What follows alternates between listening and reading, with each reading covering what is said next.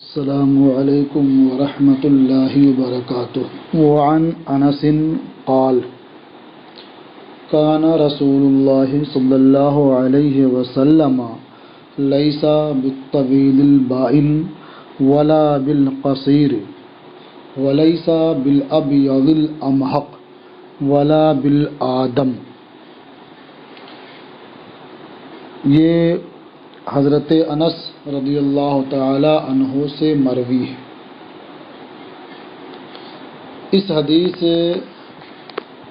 کو بیان کرنے سے پہلے میں آپ حضرات کے ایک سوال کا جواب دے دوں۔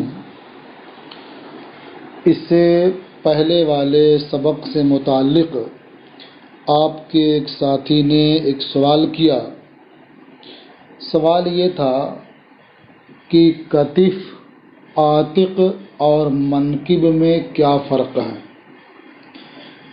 چونکہ مہر نبوت کے تعلق سے جو حدیث ہے اس میں بینا کتفیہ کا لفظ ہے اور اردو میں اس کا معنی شانہ، کندھا کیا جاتا ہے، اور اسی طرح سے کتف، عاتق اور منکب تینوں کا معنی کندھا، شانہ اردو زبان میں کیا جاتا ہے۔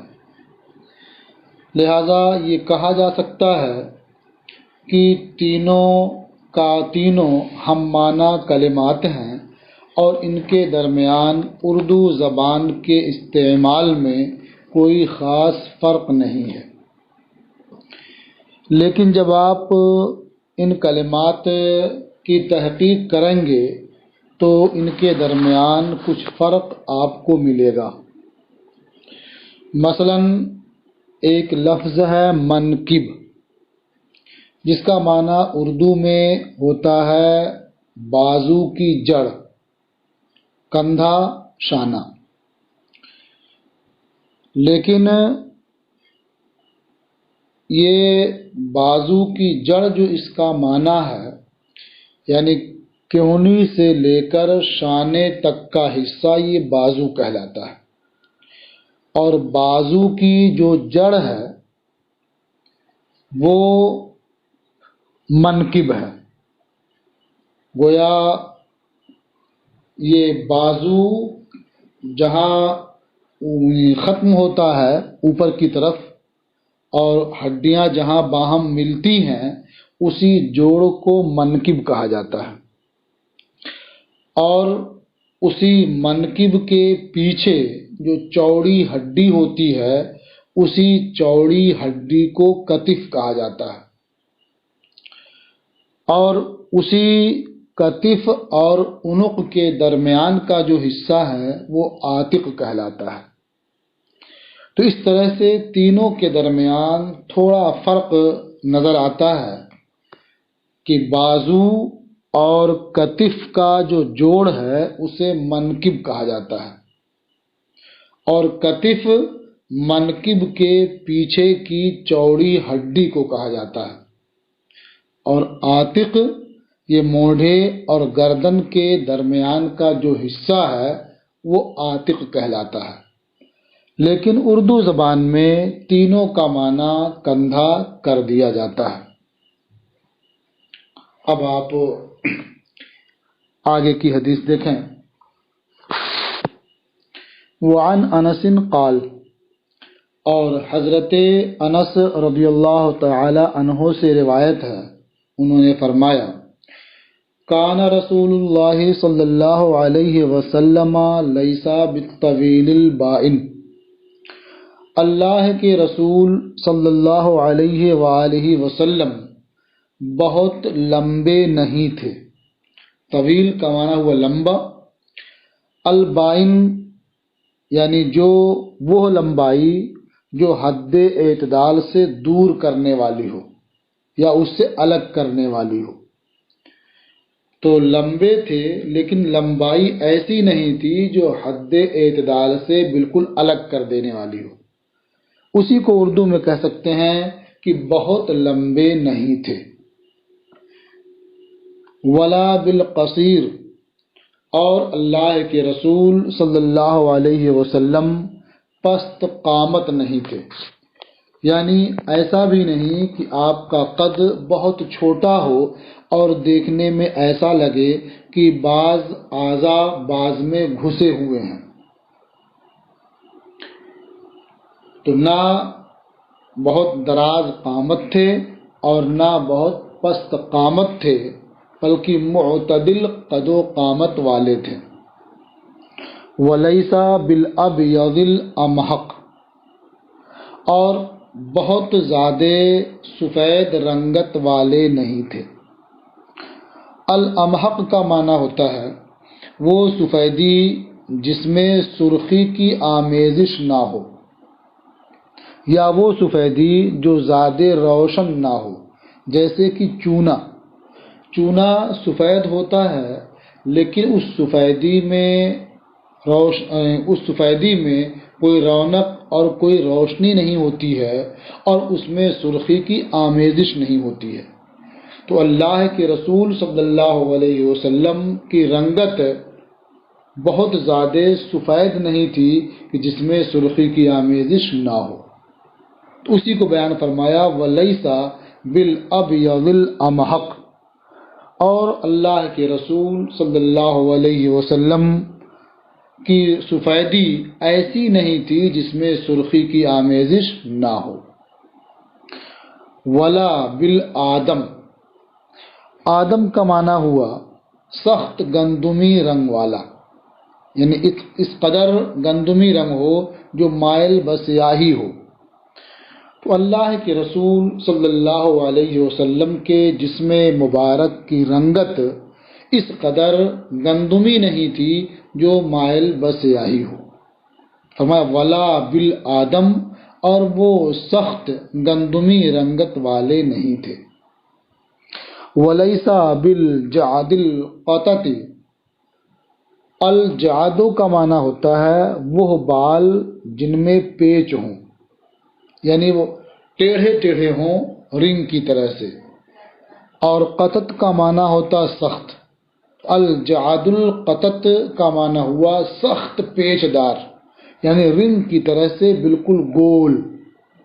تو فرماتے ہیں وَلَيْسَ بِالْجَعْدِ الْقَطَطِ، اور اللہ کے رسول صلی اللہ علیہ وسلم سخت پیچ دار بال والے نہیں تھے، یعنی جیسے حبشیوں کا بال بالکل مڑا ہوا ہوتا ہے، رنگ کی طرح سے گول ہوتا ہے، اس طرح سے اللہ کے رسول صلی اللہ علیہ وسلم کے بال نہیں تھے۔ ولا بالسبت، السبت یا السبت یا السبت تینوں لغتیں ہیں، یعنی با پر زبر زیر سکون تینوں طرح سے پڑھ سکتے ہیں۔ اس کا معنی ہوتا ہے بالوں کا سیدھا ہونا۔ تو ولا بالثابت، اور بالکل سیدھے بالوں والے بھی نہیں تھے، یعنی آپ کے بال نہ بالکل سیدھے تھے اور نہ ہی حبشیوں کی طرح سے سخت پیچ دار تھے، بلکہ آپ کے بال گھنگریالے تھے۔ بعثہ اللہ علی رأس 40 سنہ، علی رأس 40 سنہ، اللہ تعالی نے انہیں 40 سال کے مکمل ہونے پر مبعوث فرمایا، یعنی آپ کو اعلان نبوت کا حکم دیا۔ راس کا معنی جس طرح سے سرا ہوتا ہے اس طرح سے اس کا معنی آخر بھی ہوتا ہے، تو یہاں راس سے مراد وہ آخر ہے، یعنی تمامیت۔ تو علی راس 40 سنہ کا معنی ہوا 40 سال کی تمامیت پر، یعنی جب آپ کی عمر 40 سال پوری ہو گئی تو اللہ تعالیٰ نے آپ کو مبعوث فرمایا، یعنی اعلان نبوت کا حکم دیا۔ فَأَقَامَ بِمَكَّةَ 10 سنین وَبِالْمَدِينَةِ 10 سنین، تو اللہ کے رسول صلی اللہ علیہ وسلم نے اعلان نبوت کے بعد 10 سال مکہ میں قیام فرمایا اور مدینہ میں 10 سال قیام کیا۔ مکہ میں قیام کے تعلق سے اقوال مختلف ہیں۔ اس میں 10 سال کا ذکر ہے، لیکن مختار 13 سال ہے، یعنی اعلان نبوت کے بعد آپ مکہ مکرمہ میں 13 سال قیام پذیر رہے، اور اس کے بعد آپ نے ہجرت کی اور مدینہ منورہ میں 10 سال قیام رہا۔ وَتَوَفَّاهُ اللَّهُ عَلَى رَأْسِ 60 سنہ، اور اللہ تبارک و تعالی نے آپ کو 60 سال کی تمامیت پر وفات دی، یعنی جب آپ کی عمر شریف 60 سال کی ہو گئی تو اللہ تعالی نے آپ کو وفات دی۔ اب مشہور یہ ہے کہ آپ کا وصال 63 سال کی عمر میں ہوا، اور اس سے صاف 60 سال معلوم ہوتا ہے۔ یہ اختلاف وہیں سے آیا ہے کہ مکہ میں آپ کا قیام اعلان نبوت کے بعد 10 سال رہا یا 13 سال رہا۔ راجح یہی ہے کہ آپ کا قیام 13 سال رہا، اور اس حساب سے آپ کا وصال 63 سال کی عمر میں ہوا۔ لیکن جنہوں نے 10 سال کا ذکر کیا ہے تو گویا انہوں نے کسر کو ترک کر دیا ہے، یعنی 10، 20، 30، 40، 50 اس طرح کا شمار کیا ہے، اور جو درمیان میں 2، 3، 4، 5 تھا اسے ترک کر دیا ہے۔ تو 13 سال تھا اسے 10 شمار کیا، اور ادھر 63 سال تھا تو 60 شمار کیا، اور اس طرح سے شمار کرنا یہ عرب کا معمول تھا، یہ کوئی نئی چیز نہیں ہے۔ تو اس اعتبار سے آپ دیکھیں تو کوئی تعارض بھی نہیں ہوگا۔ وَلَيْسَ فِي رَأْسِهِ وَلِحْيَتِهِ 20 شَعْرَةً بَيْضَاءَ، اور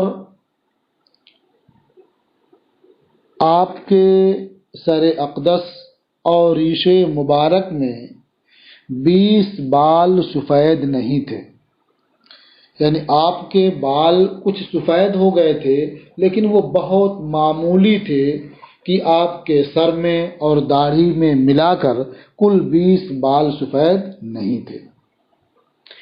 وفی روایت یصف النبی صلی اللہ علیہ وسلم قال، اور ایک روایت میں حضرت انس رضی اللہ تعالی عنہ نے نبی کریم صلی اللہ علیہ وسلم کا حلیہ بیان کرتے ہوئے فرمایا، کانا ربعۃ من القوم، ربعہ کا معنی ہوتا ہے معتدل قامت والا، تو کانا ربعۃ من القوم یعنی اللہ کے رسول صلی اللہ علیہ وسلم قوم میں معتدل قد و قامت کے تھے، لیسا بالطویل ولا بالقصیر، نہ لمبے تھے اور نہ پست قد تھے، ازہر اللون، چمکتی رنگت والے تھے، وقال، اور فرمایا، کانا شعر رسول اللہ صلی اللہ علیہ وسلم الی انصاف اذنیہ، اللہ کے رسول صلی اللہ علیہ وسلم کے بال ان کے کانوں کے نصف تک تھے۔ وفی روایت بین اذنیہ وعاتقہ، اور ایک روایت میں ہے کہ آپ کے بال آپ کے کانوں اور آپ کے شانے کے درمیان تھے۔ یہ روایت متفق علیہ ہے۔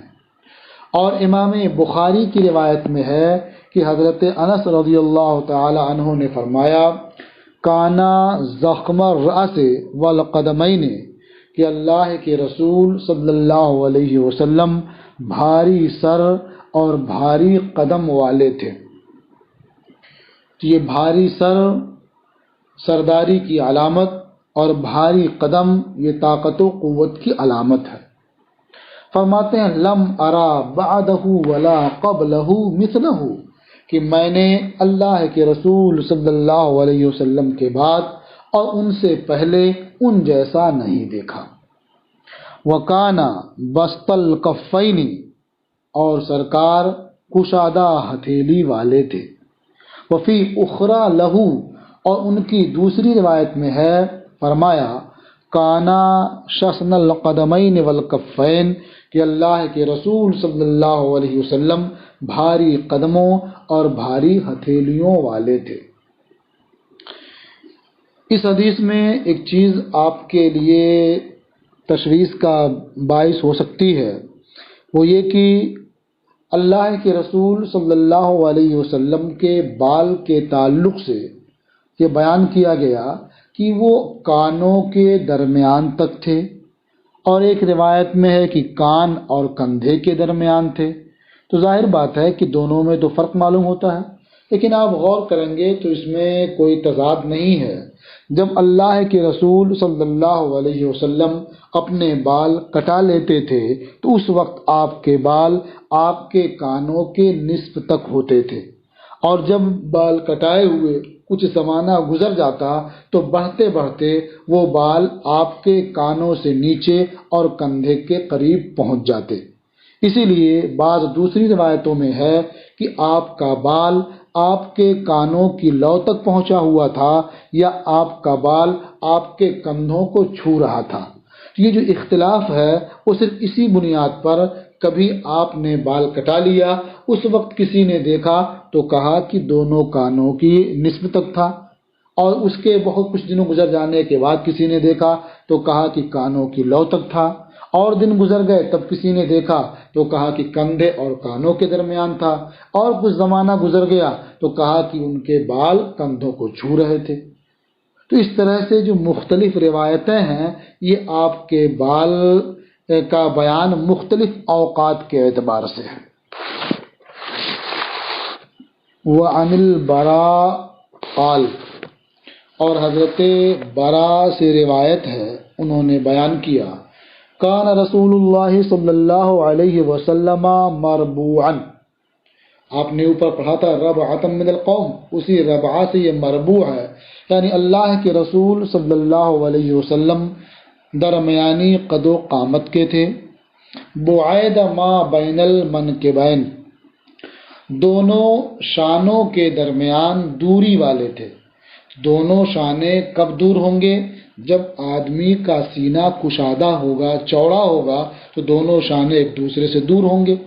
تو گویا بعید ما بین المنکبین کہہ کر کے یہ بتانا چاہتے ہیں کہ آپ کشادہ سینے والے تھے۔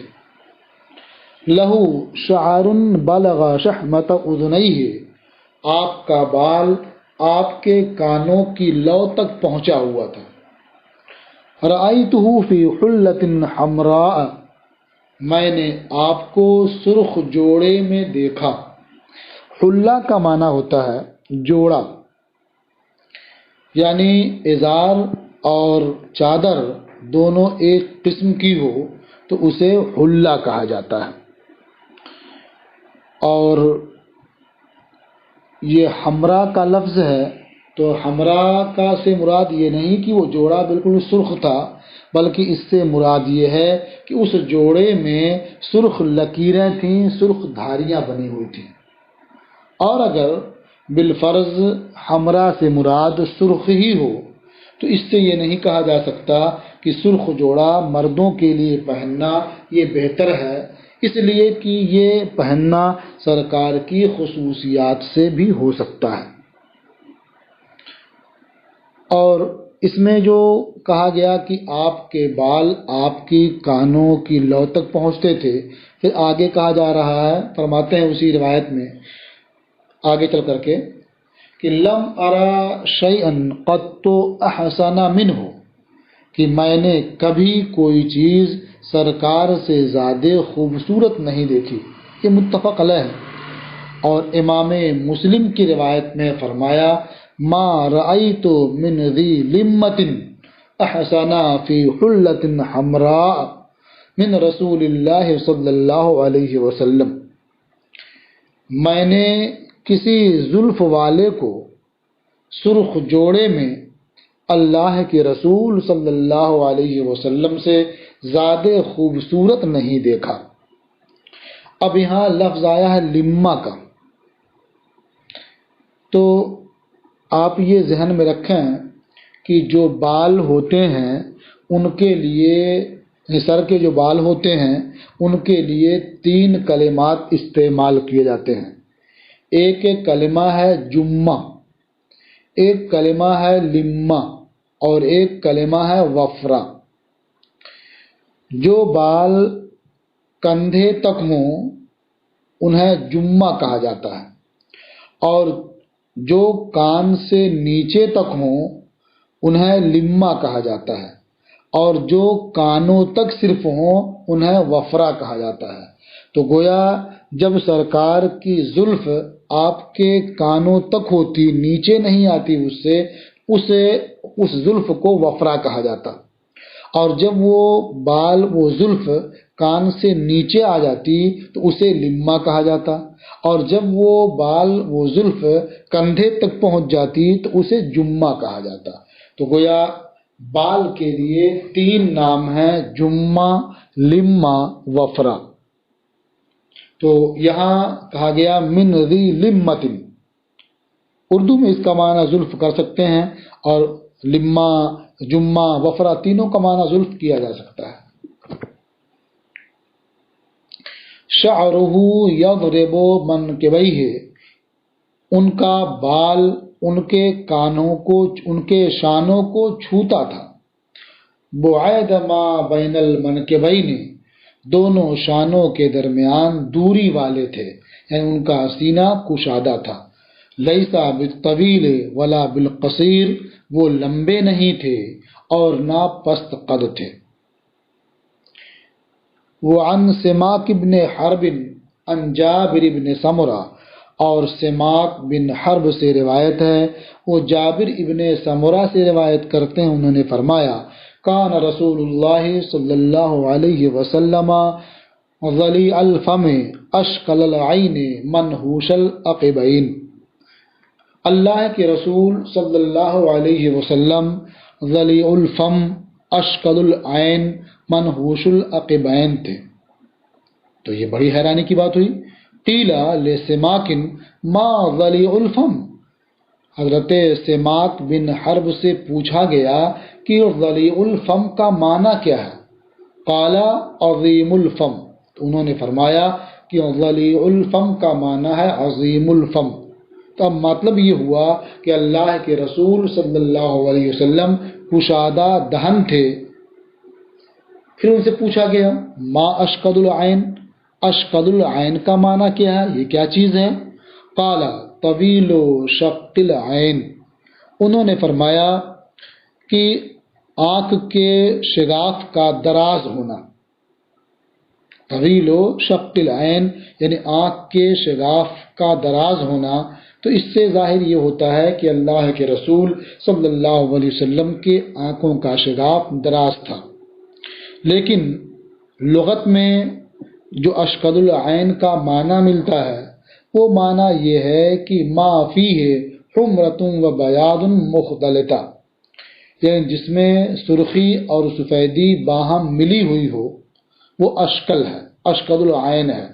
تو اللہ کے رسول صلی اللہ علیہ وسلم اشقد العین تھے، یعنی آپ کی آنکھوں میں سرخ ڈورے تھے، آپ کی آنکھوں میں سرخی اور سفیدی باہم ملی ہوئی تھی۔ اور جو معنی حضرت سماک ابن حرب نے یہاں اشقد العین کا بیان کیا ہے، یہ ائمہ لغت کے بیان کے خلاف ہے۔ پھر ان سے پوچھا گیا ما منحوش العقبین، منحوش العقبین کیا چیز ہے؟ قال قلیل لحم العقب، یعنی ایڑی کے گوشت کا کم ہونا، یعنی آپ ایڑی پر کم گوشت والے تھے۔ یہ بھی ایک طرح کا حسن ہے، اس لیے کہ جب ایڑی پر گوشت زیادہ ہوتا ہے تو ایسا لگتا ہے کہ اس کا پاؤں کسی چیز میں رکھا ہوا الگ سے۔ تو ایڑی پر جب گوشت کم ہوتا ہے تو لگتا ہے کہ اس کی پڈلیاں الگ سے کسی چیز میں، کسی برتن میں رکھی نہیں ہیں۔ تو اللہ کے رسول صلی اللہ علیہ وسلم ایڑی پر کم گوشت والے تھے۔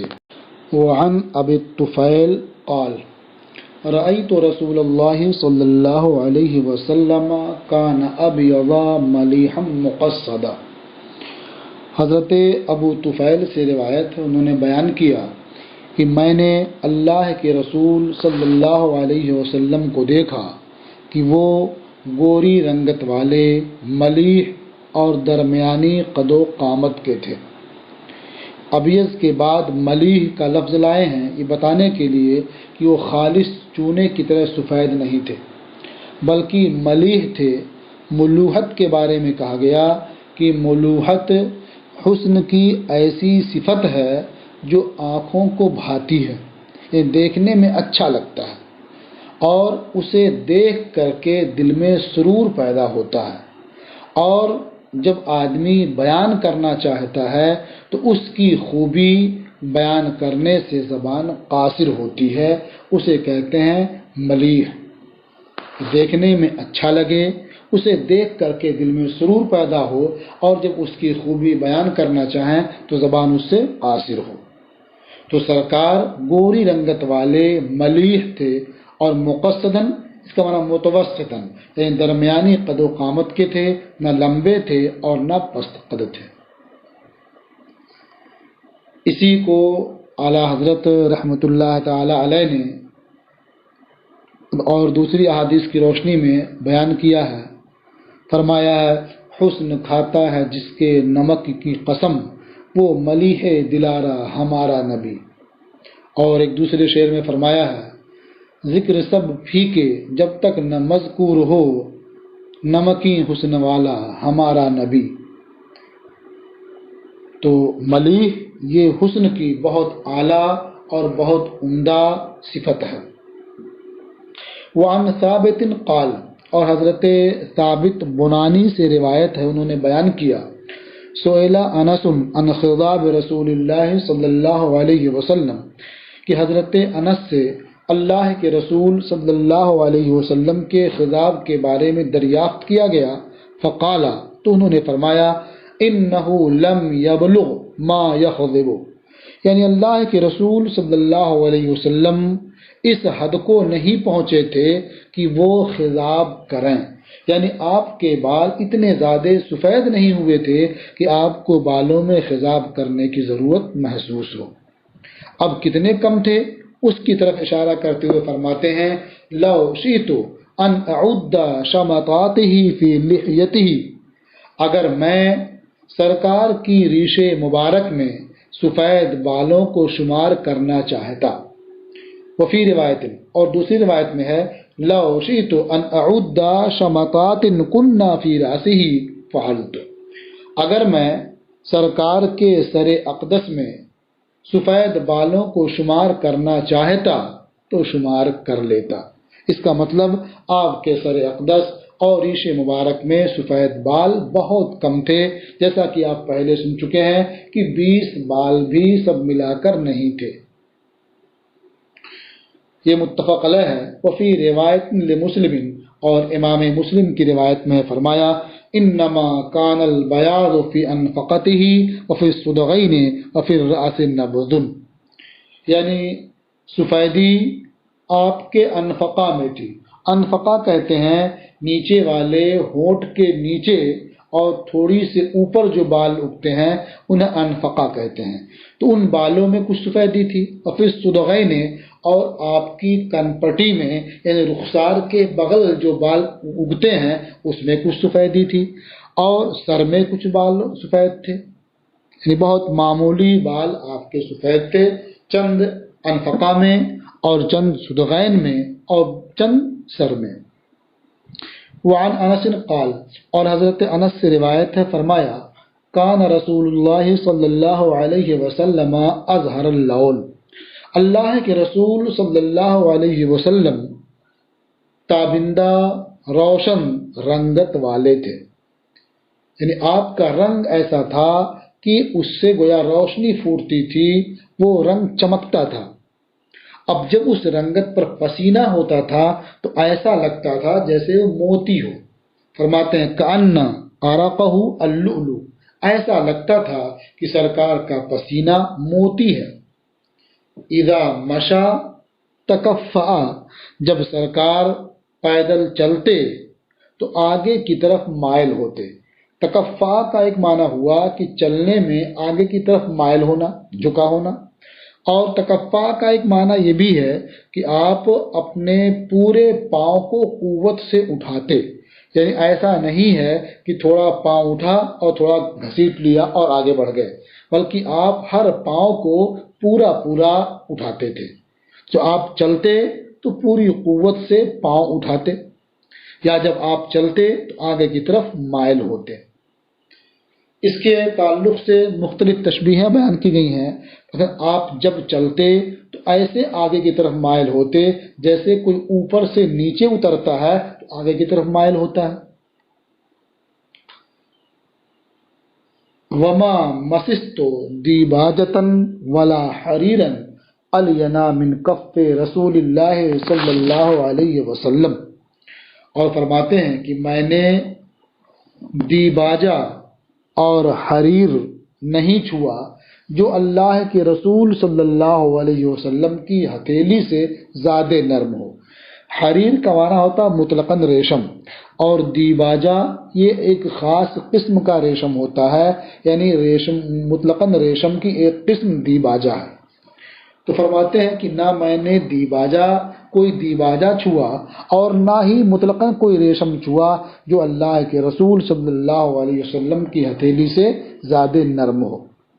ولا شممت مسکن ولا عنبرتن اطیبا من رائحۃ النبی صلی اللہ علیہ وسلم، اور نہ ہی میں نے مشک و عنبر سونگھا جو نبی کریم صلی اللہ علیہ وسلم کے بدن کی خوشبو سے زیادہ پاکیزہ ہو، یعنی کوئی مشک کوئی عنبر اللہ کے رسول صلی اللہ علیہ وسلم کے پسینے سے زیادہ پاکیزہ اور عمدہ نہیں سونگھا۔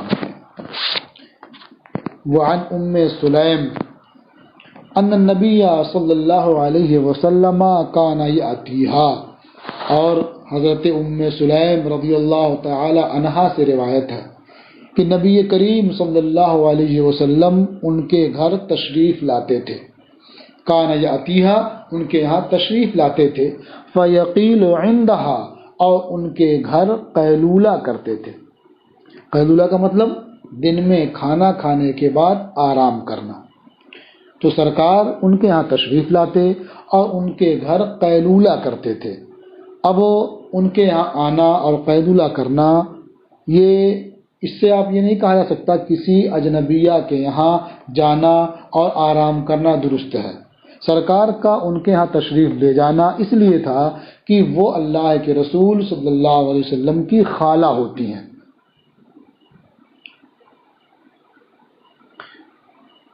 فَتَبْسُطُ نَتْعًا فَيَقِيلُ عَلَيْهِ، سرکار جب حضرت ام سلیم رضی اللہ تعالی عنہا کے گھر تشریف لے جاتے تو وہ سرکار کے لیے چمڑے کا بستر بچھا دیتی، فَيَقِيلُ عَلَيْهِ، تو سرکار اس بستر پر قیلولہ فرماتے۔ وَكَانَ كَثِيرَ الْعَرَقِ، اور اللہ کے رسول صلی اللہ علیہ وسلم زیادہ پسینے والے تھے، یعنی آپ کے جسم میں پسینہ زیادہ ہوتا تھا۔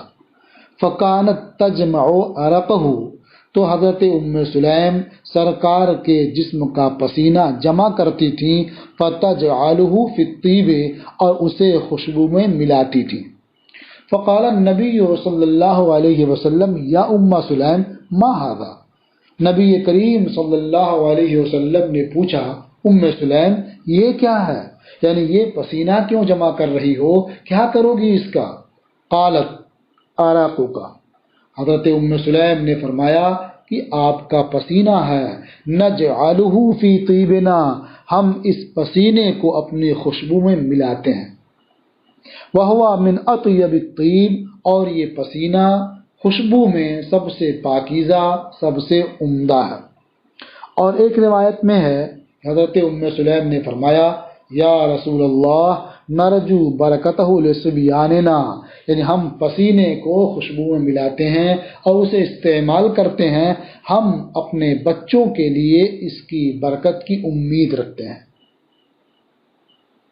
قال اصبت، تو اللہ کے رسول صلی اللہ علیہ وسلم نے ارشاد فرمایا اصبت، تو نے ٹھیک کام کیا، یعنی تیرا یہ خیال کرنا کہ اس پسینے سے ہمارے بچوں کو برکت ملے گی یہ صحیح ہے، اور تمہارا پسینے کو جمع کرنا، خوشبو میں ملانا اور اسے استعمال کرنا یہ درست ہے، یہ متفق علیہ ہے۔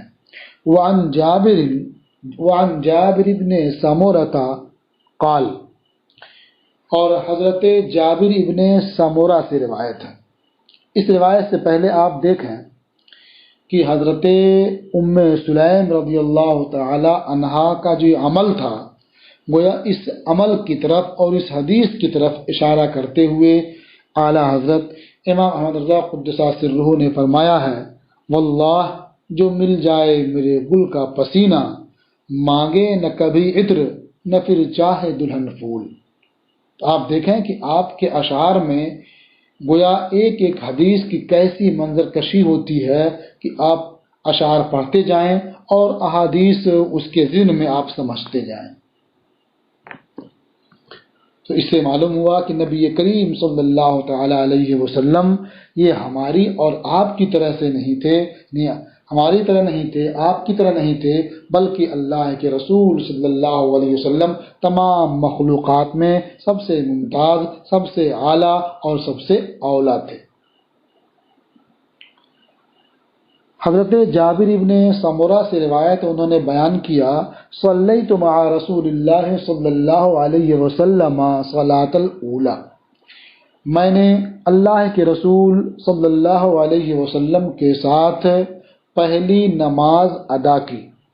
پہلی نماز کے بارے میں ایک قول یہ ہے کہ اس سے مراد نماز فجر ہے، لیکن دوسرا قول جو زیادہ اہم اور راجح معلوم ہوتا ہے وہ یہ ہے کہ اس سے مراد نماز ظہر ہے۔ اسے پہلی نماز اس لیے کہا جاتا ہے کہ حضرت جبریل امین جب سرکار کی خدمت میں نماز کی امامت کے لیے حاضر ہوئے تو سب سے پہلے جو نماز انہوں نے پڑھائی وہ ظہر کی نماز تھی، اسی لیے فارسی میں اسے نماز پیشی کہتے ہیں اور وہی صلاۃ اولی ہے۔ تو گویا فرمایا کہ میں نے اللہ کے رسول صلی اللہ علیہ وسلم کے ساتھ ظہر کی نماز ادا کی۔ ثم خرج الی اہلہ، پھر سرکار اپنے اہل کی طرف نکلے، وخرجت معہ، اور میں سرکار کے ساتھ نکلا۔ فاستقبلہ ولدان، تو سرکار کے سامنے کچھ بچے آ گئے، فجعل یمسح خد احدہم واحدا واحدا، تو سرکار ان میں سے ایک ایک کر کے ہر ایک کے دونوں رخسار پر ہاتھ پھیرنے لگے۔